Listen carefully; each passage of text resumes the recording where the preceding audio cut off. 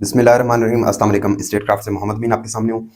Viewers, Rawalpindi ring road के मुतालिक updates और इन्फॉर्मेशन आपके साथ शेयर करते रहे हैं। इसके अलावा रियल एस्टेट के मुतालिक जो अथेंटिक और ऐसे प्रोजेक्ट्स हैं जिनमें इन्वेस्टमेंट से आपको फायदा हो सकता है, उनके मुतालिक डिटेल्स और अपडेट्स आपके साथ शेयर करते रहे हैं। रावलपिंडी रिंग रोड की बहुत सारी वीडियोस अपलोड की, उन पे आप लोगों ने बहुत अप्रिशिएट किया, उसके लिए मैं सबसे पहले आपका शुक्रगुजार हूँ। रावलपिंडी रिंग रोड के नाम पे बहुत सारी हाउसिंग सोसाइटीज ने अपना मंजन भेजा। हमने रावलपिंडी रिंग रोड की डेवलपमेंट तो आपको बताई कि जी इस वक्त यहाँ पे इतना काम हो चुका है, इतनी इस वक्त आगे डेवलपमेंट रहती है और ये काम कब तक कंप्लीट होगा। अभी लास्ट वीडियो में भी काफी सारी डिटेल्ड इन्फॉर्मेशन आपको दी। बांट इंटरचेंज से जो आपकी स्टार्टिंग पॉइंट है वहां पे इस वक्त जो काम हो रहा था उसके मुतालिक डिटेल्स आपको बताई। अब बहुत सारे लोगों के कुछ क्वेश्चंस ऐसे कि जिनके लिए वीडियो बनाना जरूरी था, इंडिविजुअली सबको जवाब देना पॉसिबल नहीं होता था, तो उसके लिए सोचा कि आज आपको एक अच्छी सी वीडियो बना के अपडेट किया जाए।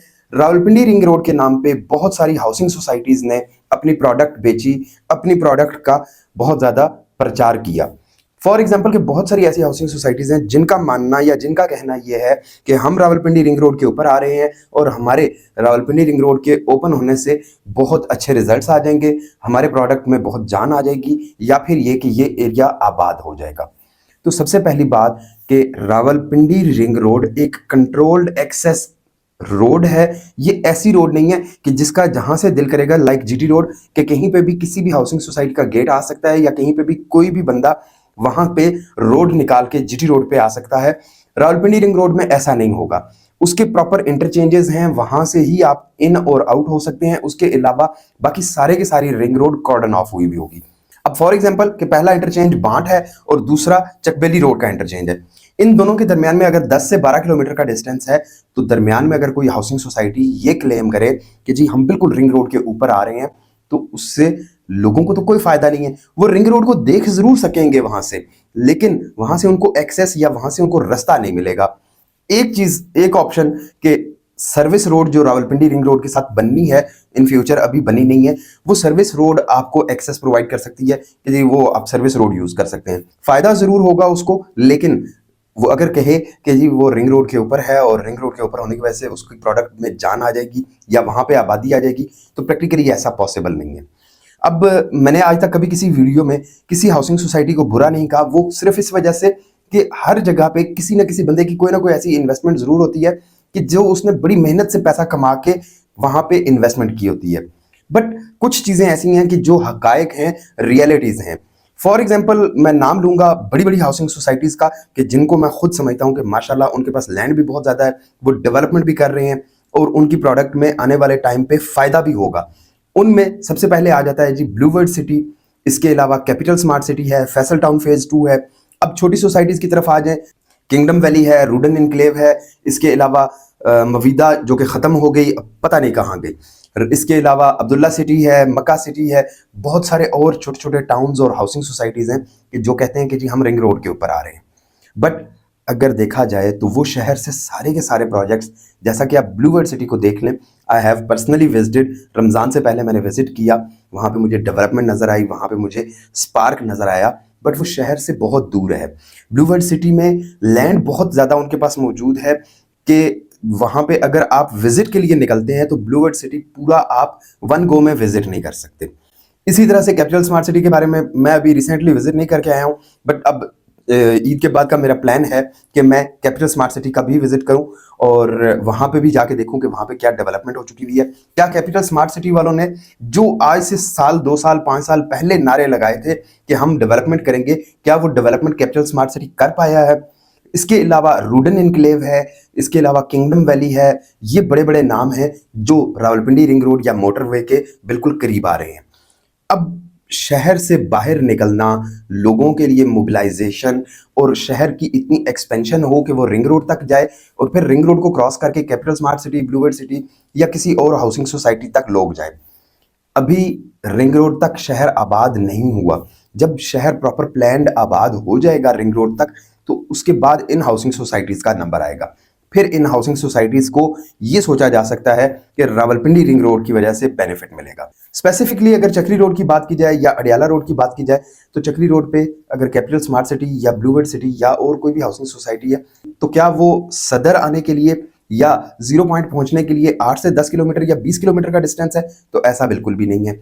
इनका डिस्टेंस बहुत ज़्यादा है, वहाँ तक शहर को पहुँचने के लिए बहुत टाइम लगेगा। बट एक चीज़ है कि एक ज़माना होता था कि जब जो पुराना एयरपोर्ट रोड है, ओल्ड एयरपोर्ट वाला जो एरिया है, उससे आगे जीटी रोड बिल्कुल वीरान होता था। ना यहाँ पे जुडिशनल कॉलोनी होती थी, ना यहाँ पे एयरपोर्ट हाउसिंग सोसाइटी थी, गुलबर्ग नहीं था, PWD, Pakistan town, Korang town, समा गार्डन, सीबीआर टाउन, ये सारी की सारी सोसाइटीज़, बैरिया टाउन, ये सारी की सारा जो बेल्ट है, ये पिछले 15 से 20 साल में आबाद हुआ। ये 20 साल में डेवलप होके इस वक्त इंतहाई थिकली पॉपुलेटेड एरिया है। टी चौक शहर से बहुत बाहर कंसिडर होता था। मुझे बहुत अच्छी तरह से याद है कि हम लोग जब रावलपिंडी जाते थे तो टी चौक से आगे वाली जो रोड थी काक पुल तक की, वो रोड इतनी ज़्यादा ख़राब होती थी और वो हर वक्त ख़राब रहती थी। यहाँ पे उसकी डेवलपमेंट का काम हुआ, यहाँ पे उसका इंफ्रास्ट्रक्चर बना और साथ ही क्या हुआ कि बार बार स्लोप में होने की वजह से ट्रकों की ब्रेक्स और हैवी गाड़ियों की ब्रेक्स लग लग के वो रोड बैठ जाती थी। फिर उसके बाद एक टाइम ऐसा आया कि फिर वो रोड भी प्रॉपर कंक्रीट की बनी और उसके बाद आगे स्टेप बाय स्टेप इस एरिया में डेवलपमेंट होती गई। इस वक्त सबसे जो बेस्ट पॉइंट है वो DHA2 है, DHA3 है, DHA5 है, जहाँ पे इस वक्त लोग बहुत तेज़ी से पेनिट्रेट कर रहे हैं, वहाँ पे बहुत तेज़ी से लोग आबादकारी की तरफ जा रहे हैं। टी चौक के बाद अब आगे जो अगला नंबर है वो है रावलपिंडी रिंग रोड तक, जो बांट इंटरचेंज है वहाँ तक का। वो इस तरह से कि टी चौक से आगे DHA3 का और DHA5 के 2-3 गेट्स आ चुके। इसके अलावा DHA7 को भी एक एक्सेस एक्सपेक्टेड है कि DHA7 को भी जीटी रोड से एक नई एक्सेस मिलने वाली है। जी, कलर सईदा रोड पे उनका गेट मौजूद है, बट वो कलर सईदा रोड के बजाय अब जीटी रोड से भी एक एक्सेस लेने लगे हैं। जीटी रोड पे आबादकारी में एक सहूलत और एक आसानी है कि ये चूंकि पुराना रास्ता है, यहाँ पे पहले छोटे छोटे देहात ऑलरेडी आबाद हैं, लोगों का ट्रेंड है। उसके अलावा जब आप रावलपिंडी शहर से बाहर निकलते हैं तो आगे मंदरा, गोजर खान, सोहावा, दीना, ये सारे का सारा बेल्ट आता है और इन सारी बेल्ट से, इन सारे एरियाज से लोग रावलपिंडी सिटी में और इस्लामाबाद में जॉब के लिए, बिजनेस के लिए या अपनी डेली की जो ज़रूरियात हैं उनको पूरा करने के लिए शहर का रुख करते हैं। मेडिकल फैसिलिटीज़ अवेल करने के लिए और इसके अलावा शॉपिंग के लिए ये सारी की सारी जितनी भी बेल्ट है वो रावलपिंडी इस्लामाबाद आने के लिए जीटी रोड को यूज़ करती है। आने वाले टाइम में जीटी रोड मजीद फ्लोरिश करेगी और यहाँ पे बहुत सारे कमर्शियल हब्स भी बनेंगे। यहाँ पे DHA का साइबर सिटी भी आएगा, डॉल्मेन सिटी भी आएगा और इसके अलावा और बहुत सारी चीज़ें आएंगी। मेरी बहुत सारी वीडियोस में बहुत सारे लोगों ने कमेंट किया कि जी मैं बहुत ज़्यादा एग्जैजुरेट करके बता रहा हूँ, तो भाई पिछले 25 साल का ट्रैक रिकॉर्ड उठा के देख लें। मोटरवे बने हुए 90s में जब मोटरवे बनी तो उसके बाद से लेके अब तक कितने शहर उसके इर्द गिर्द आबाद हुए। कोई एक नया शहर ऐसा बताएं जो मोटरवे के ऊपर आके आबाद हुआ हो, जो मोटरवे के नाम पे आबाद हुआ हो। तो रोड्स और इंफ्रास्ट्रक्चर पुरानी रोड के ऊपर, पुरानी जीटी रोड के ऊपर ही आता है और उसी को ज्यादा बेनिफिट होता है। रावलपिंडी रिंग रोड के बनने से इस बेल्ट को तो फायदा होगा। इसके अलावा रावलपिंडी रिंग रोड का जब फेज 2 बनेगा तो वो आपका ठलियां इंटरचेंज से लेकर बाराकाहू तक, जी बिल्कुल, ठलियां इंटरचेंज से संगजानी टोल प्लाजा, पसवाल के रास्ते से और उसके बाद फिर इस्लामाबाद के बिल्कुल ऊपर मार्गला एवेन्यू से होता हुआ बाराकाहू तक आएगा। और इसका जब ईस्टर्न बाईपास बनेगा तो उसके आने से आपका जो बाराकाहू और इसका लेफ्ट साइड वाला एरिया है इस्लामाबाद का, वो सारे का सारा एरिया मजीद फ्लोरिश होगा। व्यूअर्स, रावलपिंडी रिंग रोड के नाम पे लोगों ने इन्वेस्टमेंट भी कर ली, रावलपिंडी रिंग रोड के नाम पे लोगों ने अपना प्रोडक्ट भी बेच लिया, बट रियलिटी यही है कि जब तक शहर की हदूद वहां तक नहीं पहुंचती जहां पे आपने पैसा लगाया हुआ है, तब तक आपको इंतजार करना पड़ेगा।